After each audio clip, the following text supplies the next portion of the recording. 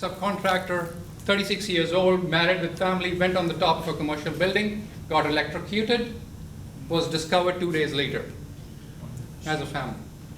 Right, so I'm coming back to the point about existence of pain, awareness of pain, and willingness to act on that pain. So it's the same client. They were aware of the pain.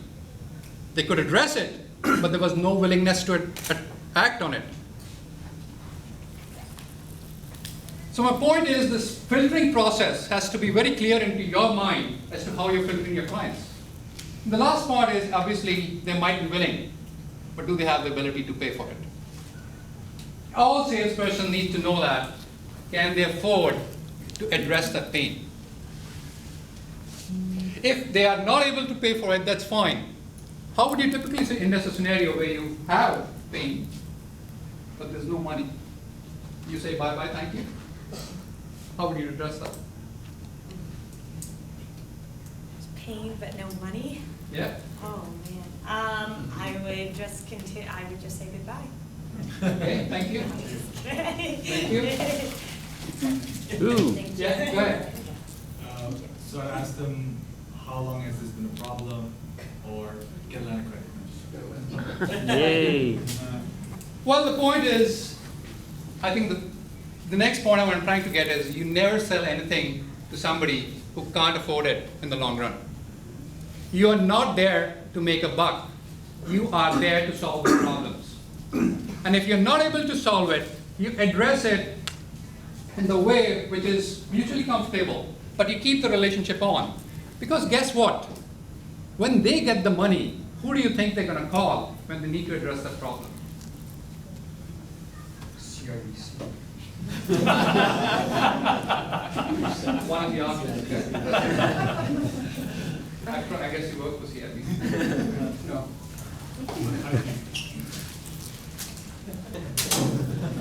All right.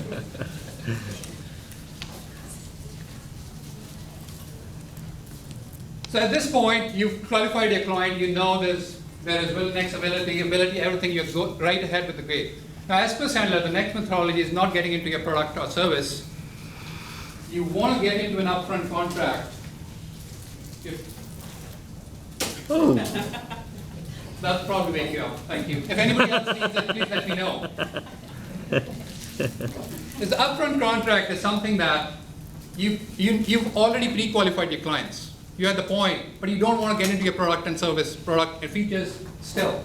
You still want to set up a conversation in a way that sets you up for success. For example, when I'm sitting with a couple, I typically say this to them. Okay, you come to me for your financial planning. If I were to explain to you within the next 15 minutes how having a financial plan will make sure that you pay off your debts, you educate your kids, and you put enough money in your bank account for your retirement, would you be willing to start the process today? This is a dialogue I've had with them before I've talked about any process strategy, anything that I have in my repertoire. What do you think they're going to say?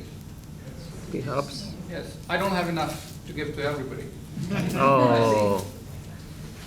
Yes. You have their commitment before even you got into product or service, because you have addressed their pain, you've pre-qualified them, you know what their budget is. And that's the methodology which you need to kind of build in to your practice of your selling so that you're able to do that up front. But you might also get a no. But no is a good thing. When do you need to know it's a no? Now. I started with that. The second thing is, it tests your expertise. You're able to get into the different aspects. There might be real objections which you're able to handle and address, in which case they come back with a stronger client. And the chances of conversion just keep on going.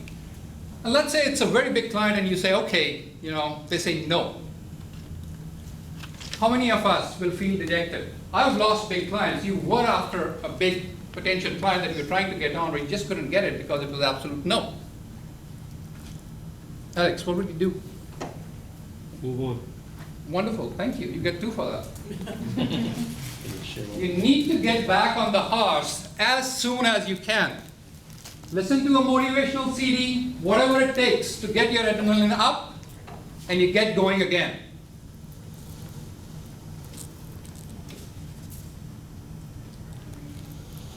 So obviously, at this point, you have the client, you service them, then you get into your products and features, you make that sale, you make sure that you follow it up with a post-sales checkup to make sure that the client, there is no post-purchase remorse, buyer's remorse. They're happy with the product and service, and that's how you build your clientele to a point where the referrals start to come. Because the clients understand that this guy is not just to make a quick buck for himself. He is looking to address my pain. And those are the referrals which will be your best leads.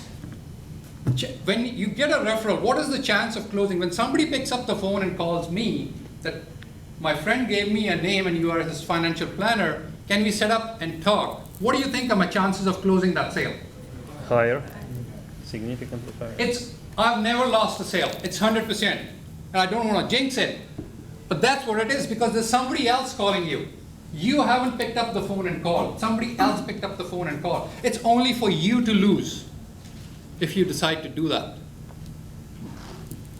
So that, in short, is what the Sandrum methodology is about. Any questions on this before I conclude this together? With your, Sorry. if I may, with your large customer, when you're losing your large customer, when they told you no from the beginning, would it be a better idea to ask for a short feedback? What exactly was not working, so you address it later?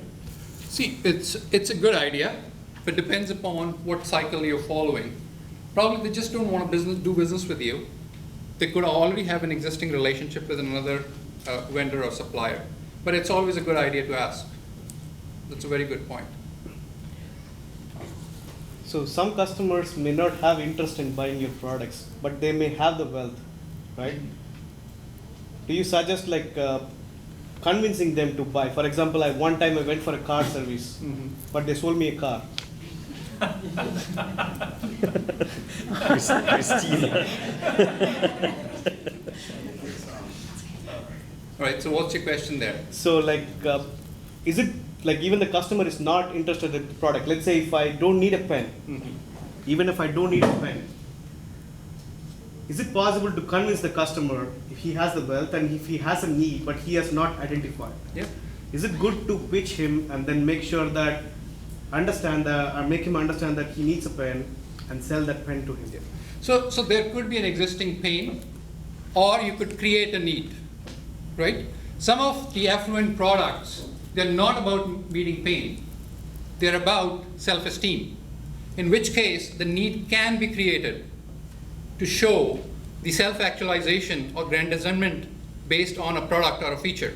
So in that case, this becomes the salesman's, in this case, the problem solver's role to frame the questions in a way that creates the need or the pain, and they become aware of it when it was lying dormant. Thank you. Right. Okay. Okay. So, Just a quick comment. Craig Valentine, former world champion public speaker, tells a story. Absolutely illustrates what you're talking about.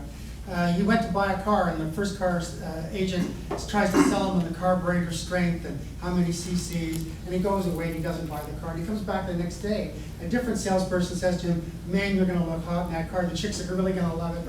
Close the sale. He said he lied about the chicks, though.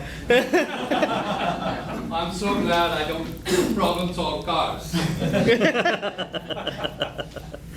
So just from the sales process, I have little time left. I just want to conclude by saying little bit focusing on the personal attributes. You could have the strongest process in the world, and you mentioned about it. You're trying to get to know the customer, or you're trying to create the need or the urgency, or try to address their pain. But there are some core attributes that you need to have within you to make it a successful sales career or a successful problem-solving career. The first part is desire. The desire to help people and make a living of it. You gotta, like when I started initially networking, a lot of people